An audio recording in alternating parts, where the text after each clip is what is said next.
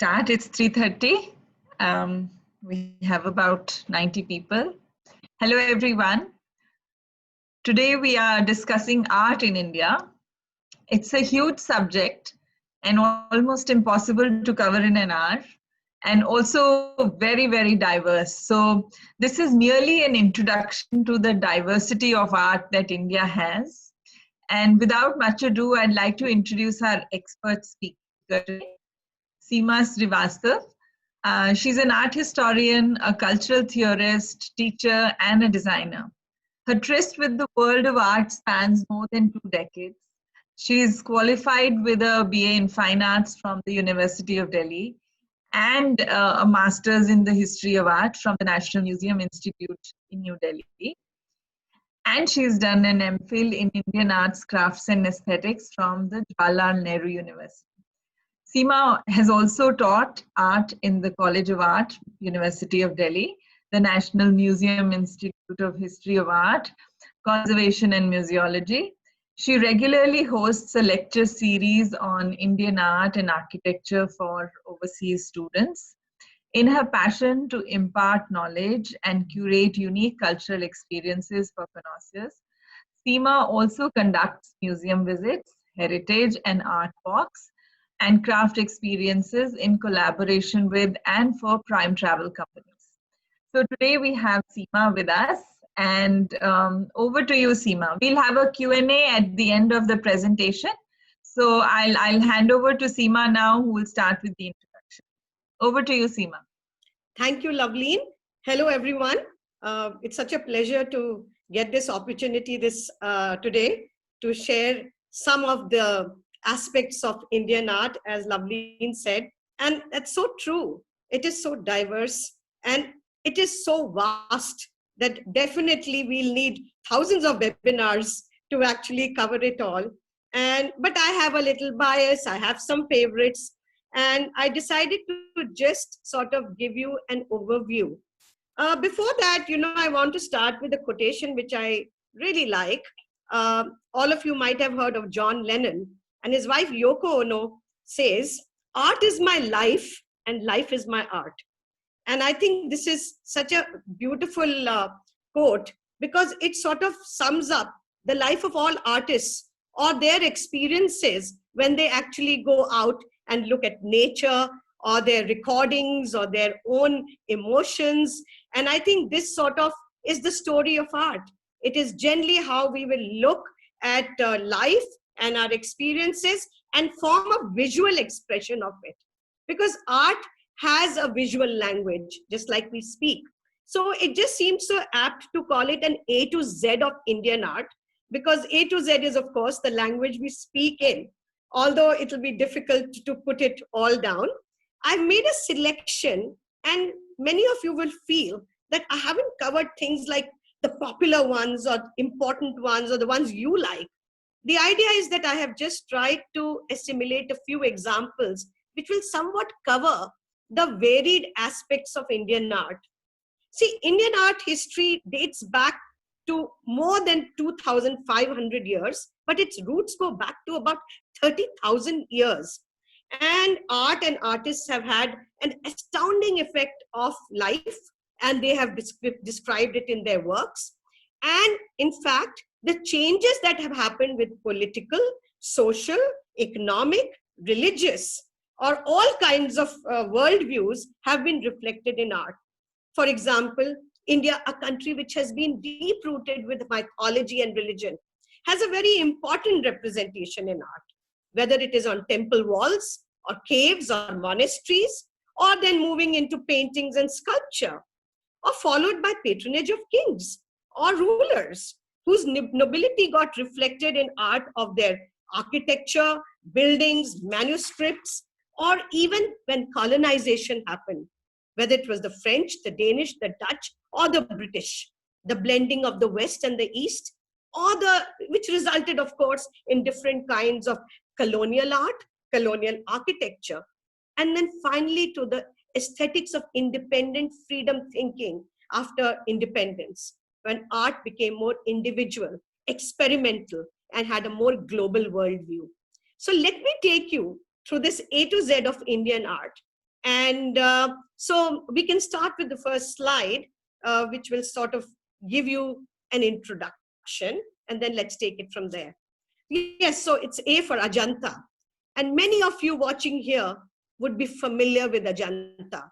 Many of the slides I have selected are also part of the World Heritage Sites designated by UNESCO. But Ajanta definitely takes the cake because it is, I think, one of the greatest art produced by humankind. Um, Interestingly, it was discovered accidentally in the 19th century when the British surveyors were moving around in different parts of the country, either making roads or surveying land. And it is one gentleman called John Smith who accidentally came across these caves. And he couldn't believe it. This was a village called Ajanta in Maharashtra, where more than 30 caves were discovered. But it was later on, as they kept exploring these terrains, that they discovered that the caves were full of these beautiful paintings. So next, please. Yes. It also had a vast number of these shrines. And when, of course, on close look, they realized it was related to the Buddhist faith. Many of them were monasteries or viharas where monks generally rested or they prayed, and there were some stupas, but these were rock-cut structures. It is quite amazing to think about the 2nd century before Christian era actually cutting out and carving out of stones. And just look at the picture. You can actually see the images of Buddha or the Bodhisattva or the saints in high relief with a very lyrical, masterly quality of line work. And that was something which makes this work completely sublime in its execution. But what was the joyous part was when we look at the next slide. The next slide, please. Oh, yes. One favorite of mine, the emotive quality. Mahaparinirvan, meaning the final demise of Buddha. This is one of the many high relief works which are carved here. Imagine these workers did not have modern tools. They had not gone to art schools. They were just actually exteriorizing their emotions or their reverence to the faiths that they followed in these images. Highly carved out. Look at the brows, the sharpness of the brows, or the beautiful, meditative, deep, thoughtful eyes. Of course, in this point, it is the last departure. So it's full of pathos.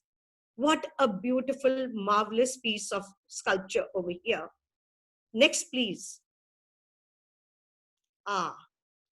Most of you might have seen this. I remember I have childhood memories of looking at these on posters about travel to India or the postage stamps that came about.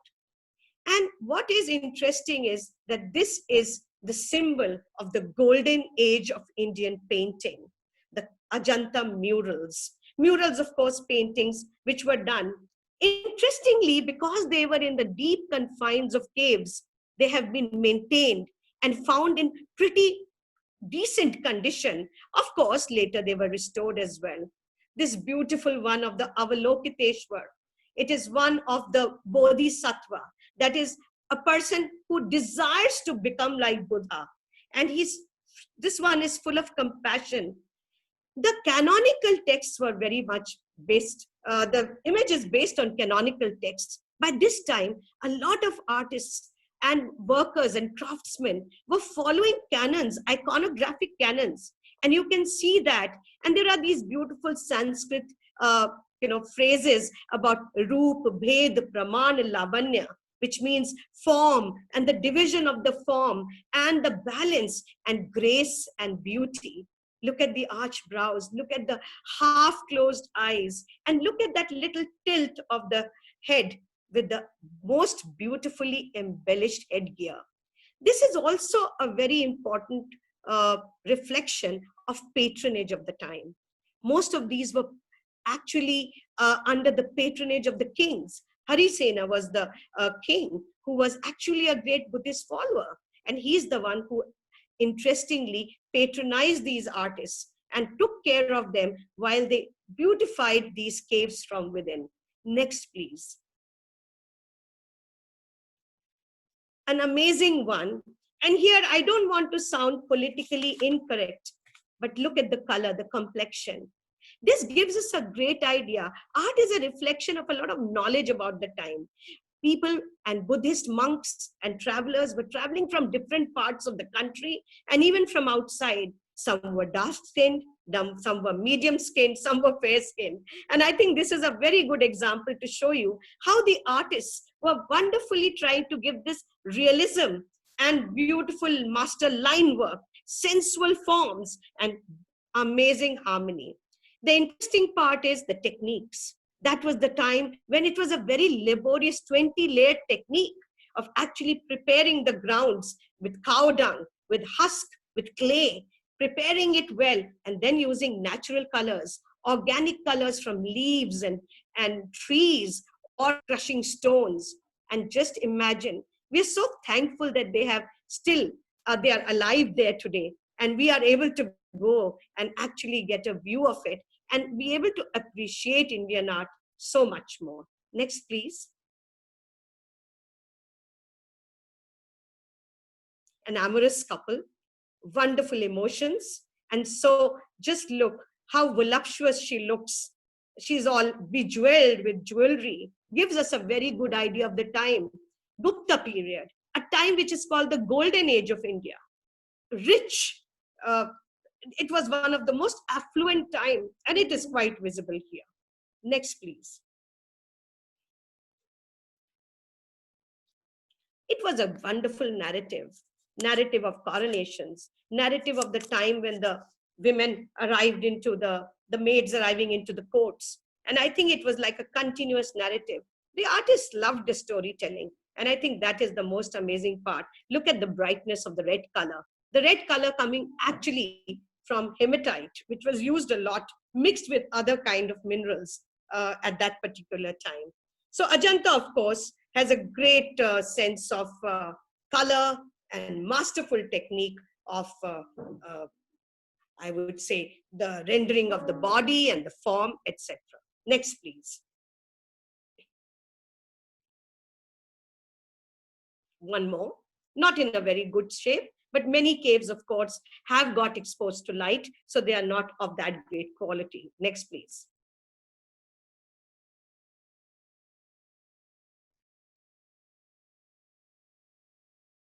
Next. Aha. So they're not chronological, as you can see. Suddenly we've jumped into 20th century. And this is Amrita Sheirgill. On the right, you see her photograph.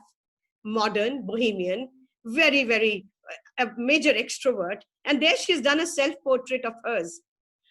She can be called the female pioneer of modern Indian art and often recognized as India's Frida Kahlo. She spent a great amount of her time at Paris, studying at the École des Beaux-Arts, where she was trained at the time, highly influenced by the Impressionists. In fact, she owned a Cézanne herself, and she loved the whole idea of the Western palette, and she learned to work in the academic style. But when she travels back to her hometown in India and goes into the mountains to the hills of Shimla, where her dad used to reside, that is where she started mingling with the locals. She got intrigued with the commoners. She was intrigued by their nature, by their temperament, simplicity. She decided to travel through India. Next, please. And she travels to India. She travels to Punjab in the north. And just look, she reflects their temperaments, their inner emotions, and she exteriorizes them through these simple kind of pictures. The ones who know maybe about art or have seen world art, she's highly influenced by people like Modigliani, where you see these contours and flat color encompassing these contours. There was a kind of stillness about her pictures. She introspected into them. She was heavily influenced even by traditional Indian miniatures and had traveled to Ajanta. Next, please. Oh, look at her palette. Looks more like Ajanta. We just saw the cave paintings. Her influence of the palette changes. She suddenly becomes modern because look at her. She doesn't have a depth in the pictures. The figures just come right onto the surface. as if they are going to come into your pictorial space. But the Indian tinge of that little vermilion in the forehead, or the parting of the hair, or the flower, somewhat reflects on her love for those little Indian motifs, which she's completely in love with. Storytelling. She loves the simple lives, and she also wants to become a social commentator about the hardships led by people at that time. Next, please. Oh, a series done in South India called The Bride at Her Toilet, or The Brahmins. Wonderful elongated figures, highly influenced by Modigliani. A very simple minimalistic palette, very few colors, becoming more monochromatic. But unfortunately, she died very, very young. She was only 28 when she died in childbirth. If she had lived on, I think she would have been a complete giant on the world series of art. But in spite of her small life, she left behind a compelling body of work. Next, please. Okay. We've been talking about the roots of Indian art, having gone back thousands of years. Bhim Bhetka, well, also referred to as Bhim Vatika. If I think of Bhim, of course, the story of Bhim goes back to the Mahabharata, which is quite recent as compared to the time when these particular works were made. Can you imagine these rock shelters in the central part of India, not very far from a city called Bhopal in the state of Madhya Pradesh, are rock shelters which have paintings done about 30,000 years ago. My God, isn't that surprising? You know, when I visited that place, I was very young when I went first time. And I thought, oh, some children have done this. Can we go to the next slide? Then you'll get a better idea. Oh, yes. I remember painting like that in school when I was a kid. But then as I grew up and I went to art school, I was told, this is definitely a Paleolithic period. Well, caves over here have paintings which stretch for about 30,000 years. And these ones reflect the people who lived there, the indigenous tribes, the groups of clusters of tribal people who lived there and who must have lived in the confines of these caves. Look around this whole area, very accessible even today on a travel trip. And you can see it's full of great flora, fauna, rivers. Must have been such a wonderful place for inhabitants in those prehistoric times and staying there. Can we go to the next? I don't think I need to tell you what they're doing, a dance.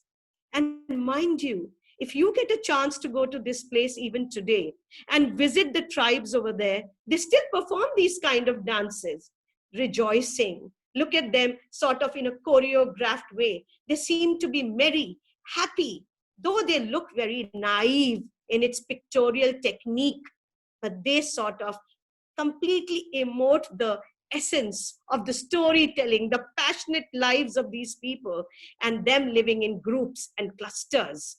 Next, please. Animal figures. And this is very, very interesting because the first question comes, why would they make animals? Of course, it would be because they hunted. It's possible that the day they went out for hunting, there was a ritual to draw an image and then go. Or when they got one, they made it as a recording that today I came back with a bison or a bull, so I'm the victorious one. So imagine these kind of images all over. I'm sure many of my learned friends out there might know about Altamira or Lascaux. Can you imagine? These places were, in fact, they are older than Altamira, discovered, in fact, before Altamira actually, and many of them were done at that particular time. Some images look stylized. Oh, yes. Oh, God. Can this be a procession? Well, most Indians would know this. When there's a wedding, the bridegroom might go on a horse. Could this be a wedding procession? No, but I see loads of horses. Could they be going for a battle? Or are they coming victorious from a battle? Look at the images. Graphic style. Style is very graphic. Figures are stick figures and with a little color. The color is generally hematite or limestone, sometimes mixed with a little blood and fat of animals. Brushes were generally twigs or little grass which they collected. But this tells you a vast story about the life of these people, how they lived in groups. Can you imagine? There are these wonderful images of them cooking, hunting, dancing, even picking up honey, collecting honey. So, of course, done through different periods, very cleverly done in caves so that the initial ones are still there. So you can actually look at them in a transitional way. Something sensuous about them, something sacred about them, and something spiritual about them. That would be to do with the rituals related to it. Next, please. Ceilings. Next. Eternal. There to stay. Look at the charm. C for Chola. Chola, of course, we've gone South India. A technique which they have mastered. And some of the museums, if you go to Chennai in the Madras Museum or the National Museum, Delhi, has this amazing collection of these beautiful figures, mostly iconographic to Hindu or Shaivite themes, mostly Shiva, but most of them are taken from the Hindu faith. Let's go to the next.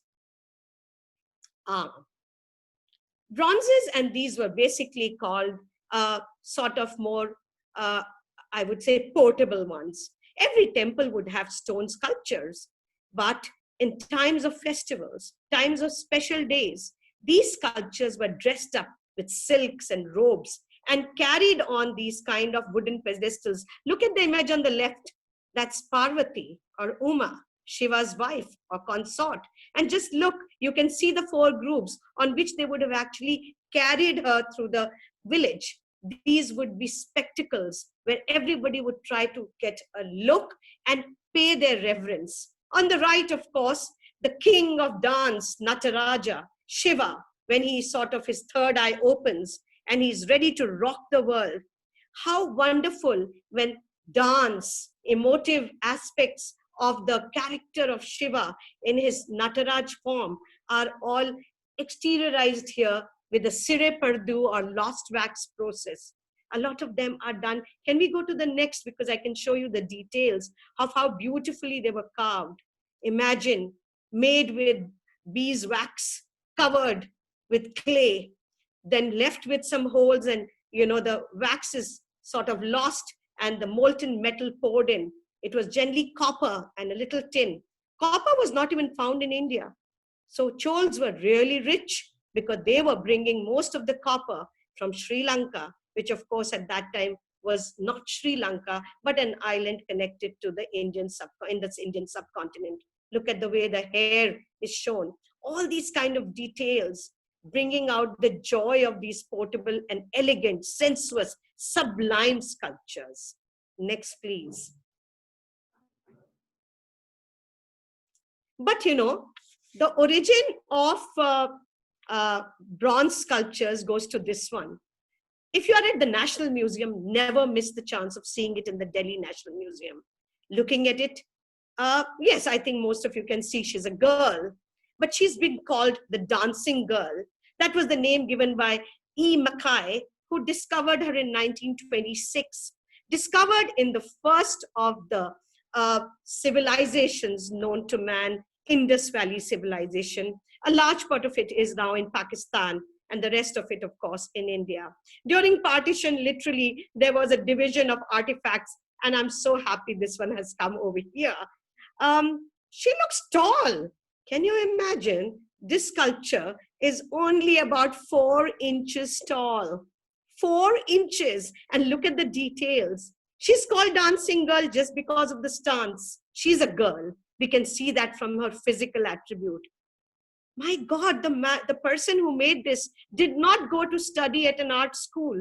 But what a wonderful sense of showing her amazing body, showing her modeling, her youthful charm, and her fashion. Art is a reflection of fashion and society. Look at her coffer, her headgear, how beautiful and elaborate it is. Look at her attitude, and also gives us an idea. Look at her thick lips. Could she have been a Dravidian? Could she have been somebody with a lineage from Africa. And just look, she's wearing a necklace. And the stance, of course, has a little bit of a kind of a bend, which would have given her the name of Dancing Girl of Mohenjo-daro, one of the most famous icons of the Indus Valley civilization. Next, please. And compare it to this one. This one, of course, comes much later. And this is also another form of carved womanhood. This one is called the Didarganj Yakshi. Yakshi is an interesting word, and I'll just tell you very quickly what it means. When Indian iconography and images were made, Yakshi was a word generally connected to guardian figures or spirits who were spirits of fertility or trees. And this one was found near Patna in the eastern part of the country. And what we noticed on the first look is she's so polished. She's so voluptuous. Look at her body, and we can understand that the shilpin or the craftsman, while making it, was following some of the canons of showing a very, very fertile woman. Fertility, of course, shown with her bosom. And look at the amount of jewelry she wears. This is a great resource material when people are studying about Indian costumes, because she's wearing a lower inner garment called antarvasak, which actually has a little kind of a trunk aspect in the front. That's why it was aped from the elephant. And she's wearing a lot of jewelry. Carved completely in the round, because you can see her rear and the frontal portion. It is life-size, in fact, larger than life-size, and has visited even Smithsonian and a lot of museums of the world. So this is a beautiful one, which is my favorite. Next one, please. We cannot move ahead without talking about another rock-cut cave in Elephanta. The name, of course, given by the Portuguese when they visited this island and they saw this little statue of an elephant. This is very close to Mumbai, but this is a completely Shaivite structure. Shaivite meaning it's got a lot of images connected to Shiva. Today, of course, I can't tell you so much about the iconography, but this is a beautiful one. It shows the three aspects of Shiva. It shows his aggression, his grace, and his impassive attitude as the destroyer, preserver, or creator. This one is an eternal image of life, the continuance, and its end. And that's why it is referred to as the Sadashiv Trimurti. Sadashiv means the eternity of Shiva, and Trimurti means three, Murti means sculpture. Carved in a high relief inside a cave again. And this one, of course, again, a very important site, UNESCO World Heritage Site. Completely, when you go in, it's tranquil, it's calm, and it sort of adds to the whole atmosphere as if you're just one with Almighty. Next, please. Yes, folk art. This is where I've got some text. Rather than just, I would tell you, folk art is a very, very dicey word. According to the West, folk art is a skill. It's a skill people do by hand. They've not gone to an art school to learn it. And they are basically making something which is made by communities for utility. Okay? And this is where I disagree. And that is the reason I'm including folk art in today's Indian art scene.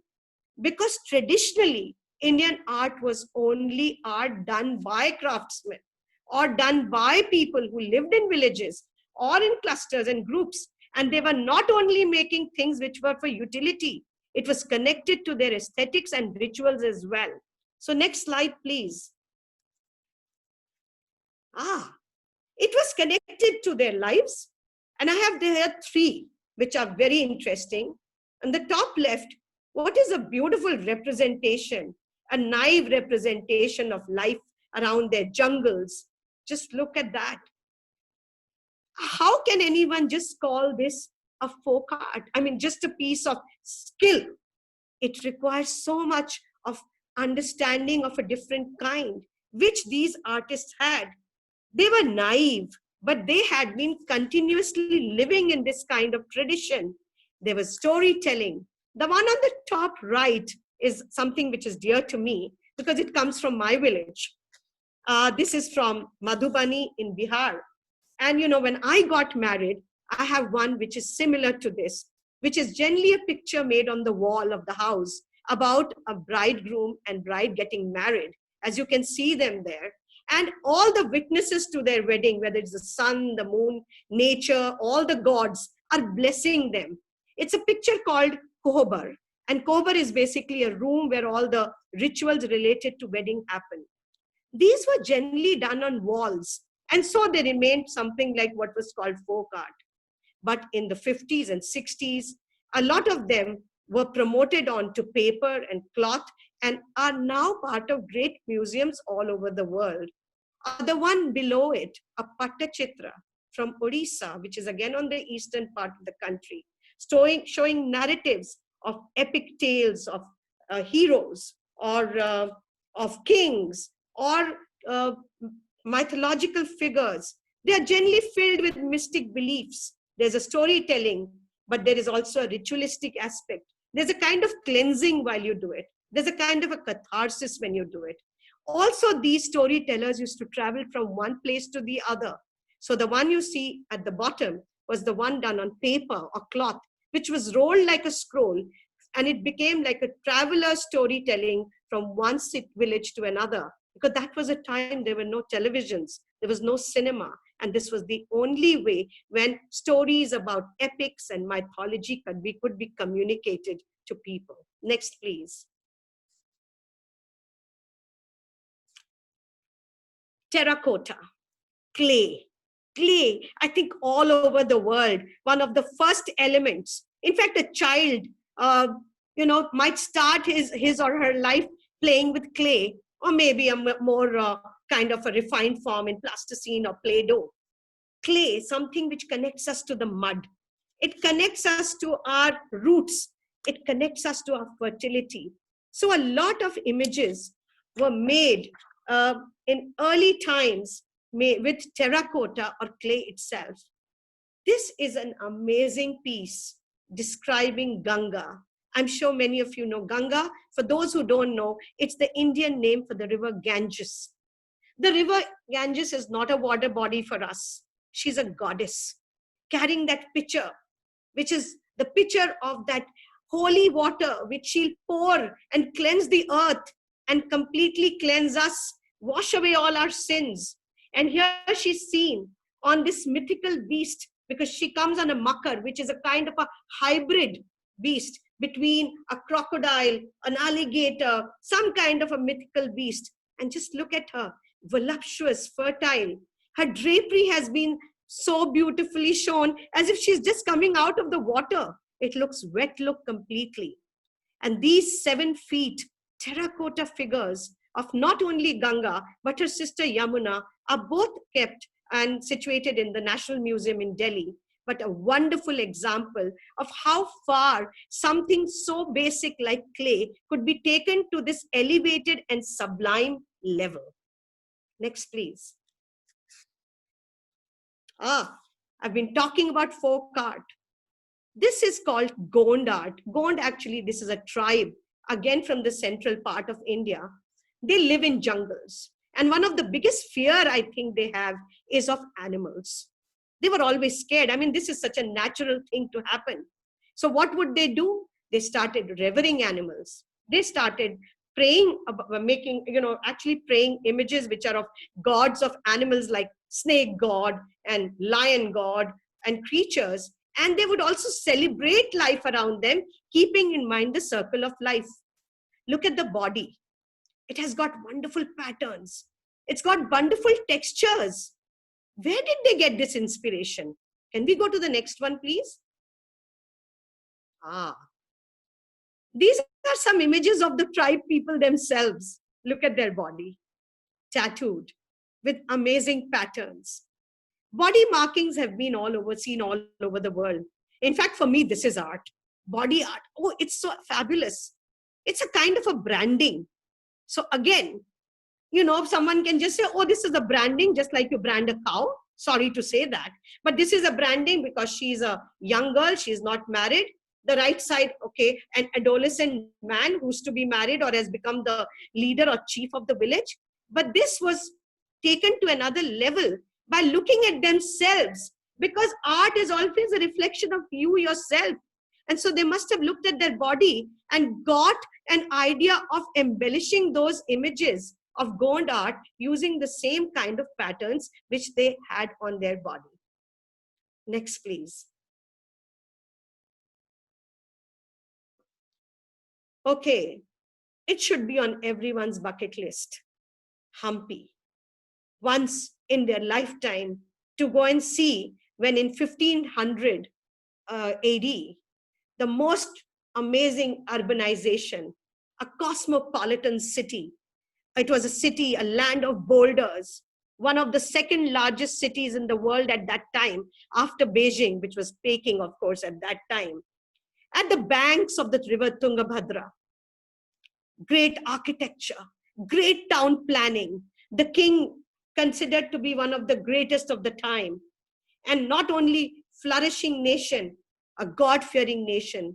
And today, when you go there, it's a beautiful, untouched place, a lot in ruins, but a lot telling us the story of the greatness of the people at that time, their lives. They have wells there, they have palaces there, they have forts there, they have temples there, and they even have a chariot here. The king, it is said, Krishna Dev, had visited Odisha on the eastern banks, where at Konark he had seen a chariot. He was so impressed with the chariot of God that he decided to build one here. Look at it. It looks like a one piece of stone. Well, it was done with a lot of layering, technical virtuosity of making the stones in circular positions for the wheels at that time with these kind of man-made lathes. Granite is a hard stone to carve, and they managed to do a lot of it with granite and basalt, which was also found there. This was like a portable temple which could be taken from one place to the other, which was the inspiration that it had from Konark. Next, please. The Lotus Mahal or the Lotus Palace. It is interesting how the influence of nature comes into architecture. The architect here is clever. Look at the arches. The arches are not just plain arches. It's a beauty of a lotus plant, or the leaves of the lotus have been captured over here in the pavilions and the colonies of this whole area. In fact, this was made much later, after the influence of Muslims entering into India, because you can see the influence of Islam, and that's why it is also an example of the Indo-Islamic cusped arches with the lotus petals. It was flourishing. Hampi was a very important place, and that is why we see a lot of mingling of world architectural elements happening here. Next, please. Okay. Anybody who has been following modern Indian art, even to move towards contemporary, cannot miss M.F. Hussain, also sometimes referred to as the Picasso of India. M.F. Hussain was a very, very major exponent of the post-independence progressive artist group. You know, when the British came here, they were the ones who set up this amazing academic schools teaching us the Western style of painting. While in India, of course, people were retaliating in the area of Bengal by setting up schools and ateliers teaching in the traditional Indian art style. Hussain said, no, art is something where we are free to do what we like. Can we not still follow the great Western techniques, but we can paint whatever we like, either from Indian mythology? So we see him influenced by that kind of cubist approach, which was very modern at that time. Unfortunately, highly controversial in his themes and his techniques. M.F. Hussain, unfortunately, not there today, did go through a lot of highs and lows, but definitely under the hammer of Sotheby's or Christie's has fetched great prices. Next, please.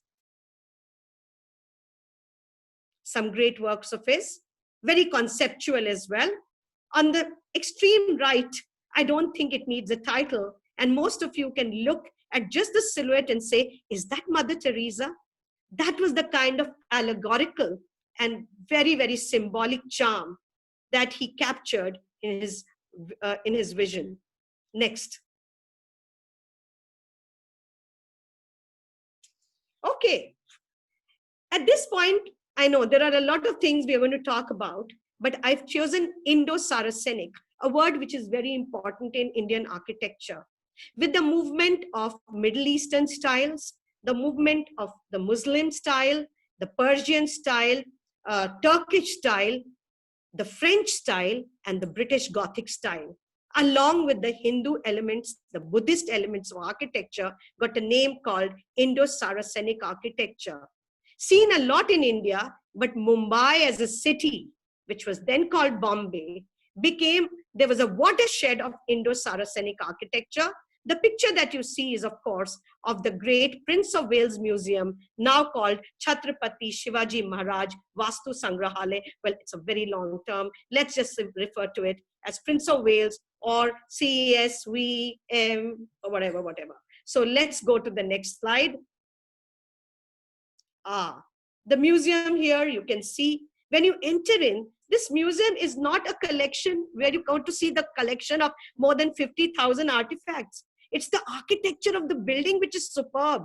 Just look at the vaults, the arches. The vaults remind you of Gothic cathedrals in Europe. And the dome, in fact, immediately takes us to Islamic styles. So it's got this wonderful blend of everything together. A great example, has won an award for one of the best preserved architectural sites in Mumbai a couple of years ago. Next, please. But if we talk about eye, there's another very interesting thing. I'm sure some of you have guessed which place this is. But what we can see is kind of a horror vacui of very interesting kind of inlay work. So let's go to the next. How beautiful is this?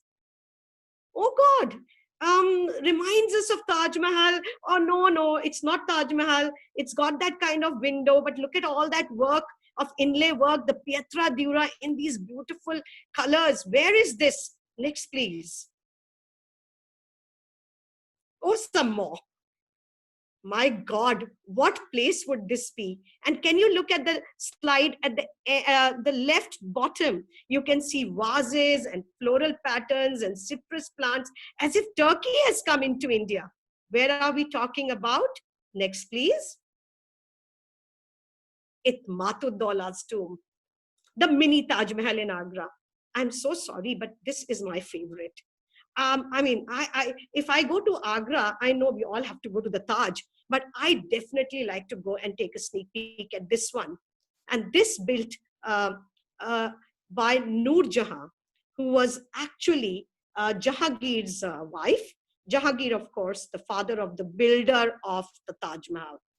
And what is interesting, that this doesn't look totally Islamic to us because of its flat-roofed dome, which was so Indian in style. Very simple, minimalistic, but made in the Islamic layout. So I for Indo-Islamic as well. But look at the side below the structure slide. Does that look like fabric? Anybody who understands textiles in India looks at it and says, oh, is this chicken work from Lucknow? That beautiful embroidery from Lucknow? I must tell you, this stone work, but Noor Jahan was the greatest patron of chicken work. And so she got her workers, the stone carvers, to actually ape that embroidered fabric onto stone. Next, please. Jamini Roy. Jamini Roy comes from the eastern part of the country, from Bengal. Again, from the Bengal School of Art. He was taught in the academic style, but he went back into getting inspired from the folk traditions of his village, making his art mythology naive. On the right side, we see the goddess Durga seated on an animal. But interestingly, she looks more like a little child or a very naive form of art. And on top, Krishna with the cow. Oh God, how beautiful is the design. Look at the colors. So vibrant, so lyrical. And this is only something that Jamini Roy could do, a kind of a stylized pattern, and he becomes the hero of Indian design. Kalighat paintings, very closely connected to Jamini Roy, a style that developed, a very folk style that developed at a temple or called Kalighat Temple in Calcutta, where people would come to visit the temple and take back some souvenirs or some kind of, things connected to the temple itself. These were first time made drawings on paper. They were like watercolors. Was this the influence of the British? Very much, which we can see on the right side. While the British were making satirical works, the one on the right is really funny, because this kind of art also developed into the social statement of the kind of lives led by people, with satire and humor, showing henpecked husbands wearing British shoes and wearing Indian dhotis. Next, please. God. The place where I've seen more of this than India is in Holland. Oh, yes. Can you imagine? In the museums of Holland, because when the Dutch were here, they promoted a lot of this kalamkari and took it back. They were intrigued by it. Kalamkari, the name of this style, kalam means a pen and kari means the art of working with a pen. Can you imagine this is all done hand-drawn by pen? Amazing, intriguing. They were actually backdrops in temples. They were put as the story of the gods who were in sculpture in temples as a backdrop. And they were done with these wonderful natural colors, of earth colors, colors made from plants. And it's a very laborious technique. And next one, please. On the left, you can see how laboriously it is done. It's a kind of assembly line. One person only does the outlines. The other starts filling the colors. The third works it more. It started as a backdrop for temples, but when the Dutch were here, they promoted a lot of bedspreads and fabrics. And today, of course, it has moved into very high fashion, haute couture. On the right side, you can see it's being used in the fashion world today as well. Next, please. I think any of you who've seen the Indian currency notes or coins know that this is our national symbol, the lion capital of Ashoka. And lion capital of Ashoka is an extremely important symbol of nationality, but this was made in the time of Ashoka, who was a great follower of Buddha. And he actually made this as his devotion to Buddhism, as being a great follower around 250 before Christian era. And this one was a part of a capital of a lot of pillars that he actually got put in different parts of the country. Okay, I think we should travel to the north and take you to Ladakh. L for Ladakh, of course. But this is one of my favorite, the Likir Gompa or the Likir Monastery. Very, very, one of the oldest of the Gompas. And I remember, I would love to go there once again. And this is one of the most amazing Gompas, where about 100 to 200 monks and young boys are being trained to become Buddhist monks. But what is beautiful, first of all, of course, the location of the architecture, always somewhere far away from the madding crowds, somewhere where there's solitude. Next, please. But this is a repository of great, beautiful paintings done on cloth called thankas. Thankas are a very interesting part of Buddhist artifacts, which were basically stories about Buddhist deities with their lives. And these collections were generally done on cloth, and they were wrapped up and kept very carefully. And that's why many of them have been retained and have survived all these years, only taken out for special festivals. And look at the detail of work. They could be as grotesque as Mahakal, the protector deity in Buddhist iconography to very simple and graceful ones. But this one, just look at the coloring.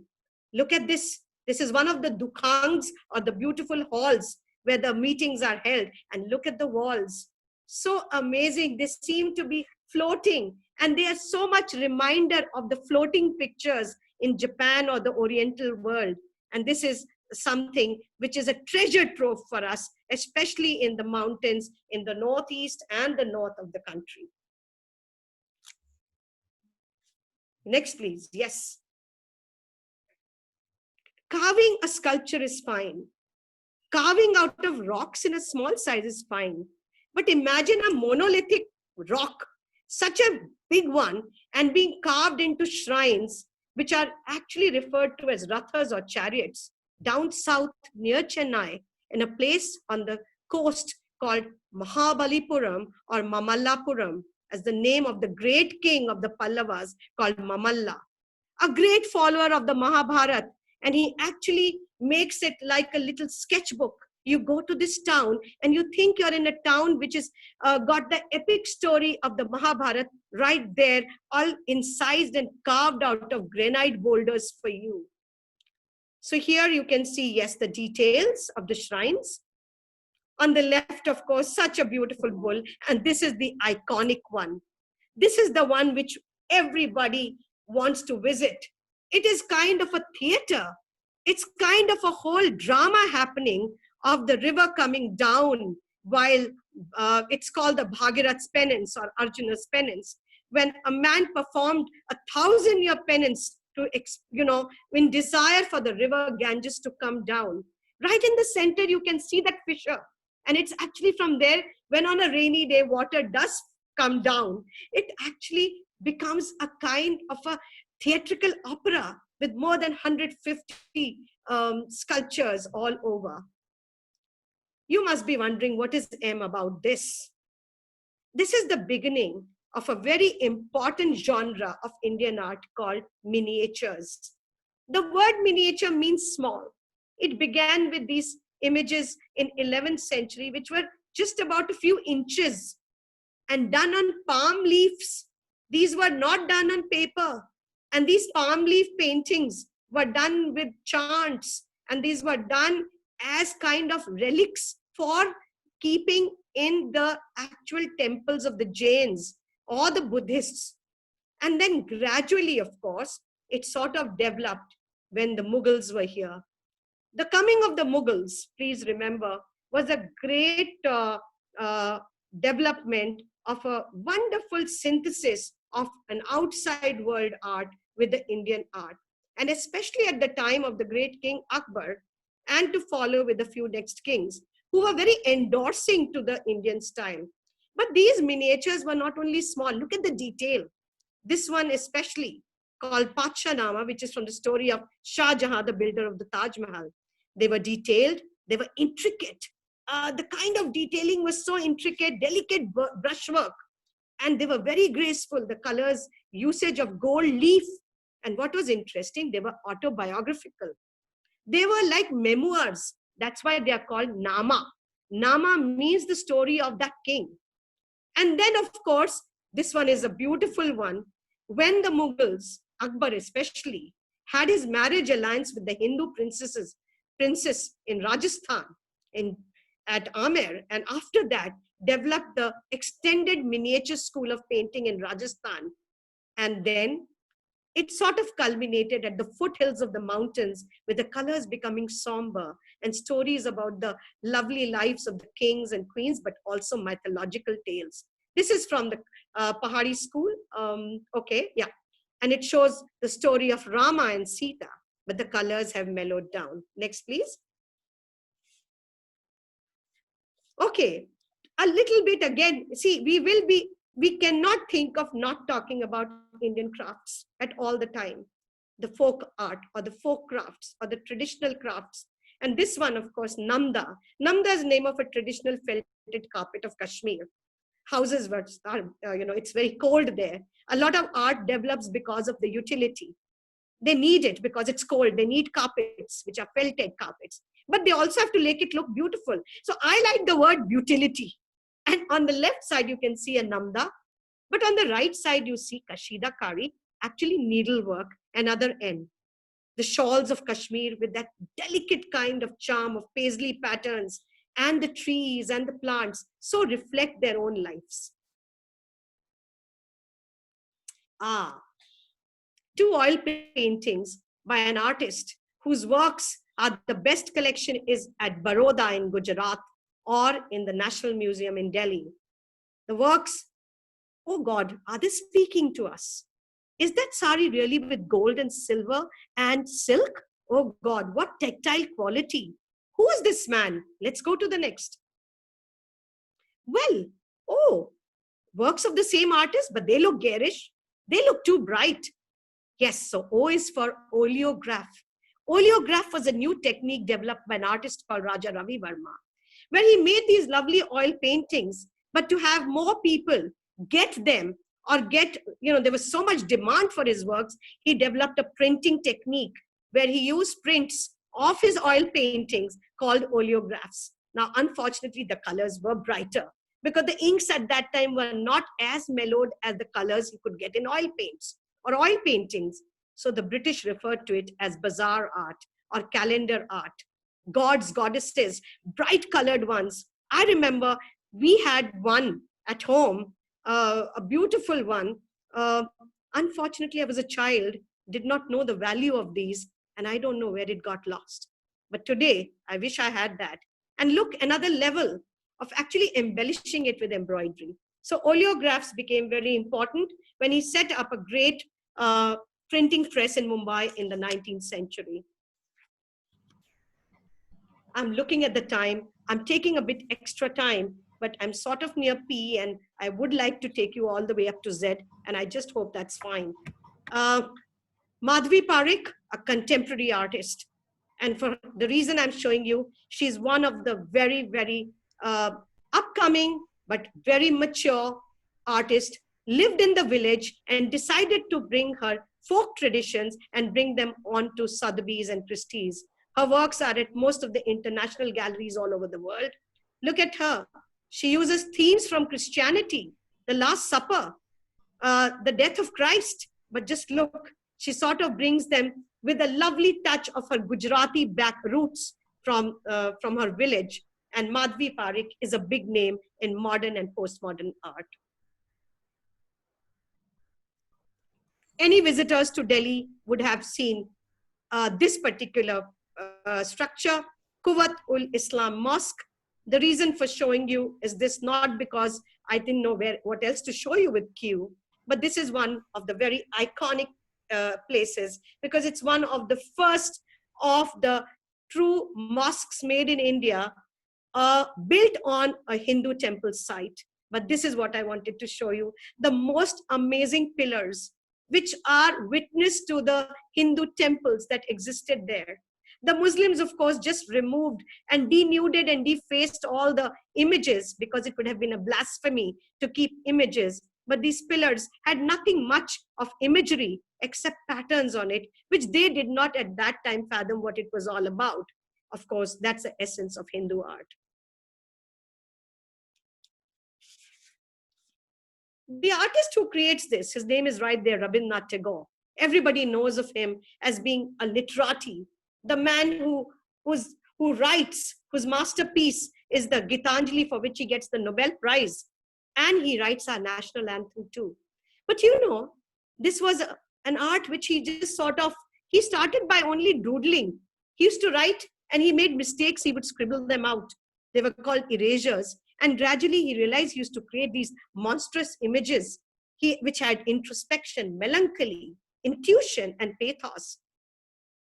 And that is how this beautiful world of Rabindranath Tagore, again to be able to see it, the National Gallery of Modern Art in Delhi.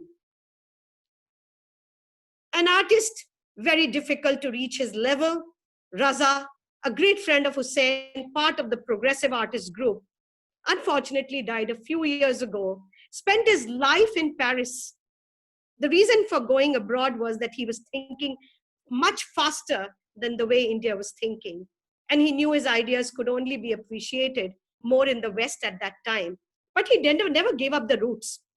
He was always reminded of his colorful past in India. He was always reminded of those graphic works in the walls of his village home, and he kept bringing them back into his designs. Today, one of the highest works going under the hammer in any of the world auctions. Okay, imagine having a doily paper when you serve cake. Well, it's just a stenciled art. This was just a stencil for actually filling up color to make floor paintings. But gradually, this art from Mathura, which is not very far from Delhi, has become itself an art, which was just a framework to actually create art, has become art itself. Look at the amazing paper cutting work called Sanji art. Again, an art which began from a ritual followed in temples, in the courtyards of temples, has become an art form in itself. Next, please. Next. A whole area of Rajasthan, considered one of the most important areas for the 200 wealthiest families, the Marwadi families, whether it is the Dalmias or the Poddars, or to name many, having mansions over here, because this place called Shekhawati, a great area between Jaipur, Bikaner and Delhi, was also the hub on the silk routes and the trade routes. The houses were embellished with these beautiful wall patterns. They don't live there. It's a beautiful city with loads of these mansions covered with these amazing, marvelous paintings made with natural pigments, mansions. And the mansion itself a form of art called Havelis. Mansions basically with lots of breeze and lets a lot of light in, called Havelis, a symbol of their wealth and their status. Next, please. I think one of the richest artists in the world, Taib Mehta, recognized in India, appreciated in India, but it is in New York a couple of years ago when this painting fetched 30 crores. Now, I wish I could tell you in dollars, but that maybe my friends or colleagues can help me a little later. Was very, very influenced by the riots of the partition in 1947. And his works had a lot of expressionism in them. He's highly influenced by the Western minimalists and expressionists, and he understands the importance of diagonals. So his works are always sort of having a lot of action in them. Another wonderful craft form, Tanjore, but more I would call it's a ritualistic, ornate form for making paintings which embellished homes and mansions of rich people in down south, made with pure gold leaf, as you can see in the little picture, using precious and semi-precious stones, and very iconic with the Indian Hindu mythology, but also a wonderful wealth of opulence is visible here. Next, please. Textile is something which is, oh God, I breathe textile. I love textile. Textile has been part of my life ever since I was a child. I've loved it. India, the thread connects with you when you're born and it goes with you when you're dead. And every region, because of its diversity, is full of wonderful textile. Here you can see the Calico Textile Museum on the top in Ahmedabad, which is a kind of a treasure trove of the collection from all over the country. And on the bottom left is the Sanskriti Museum of Textile in Delhi.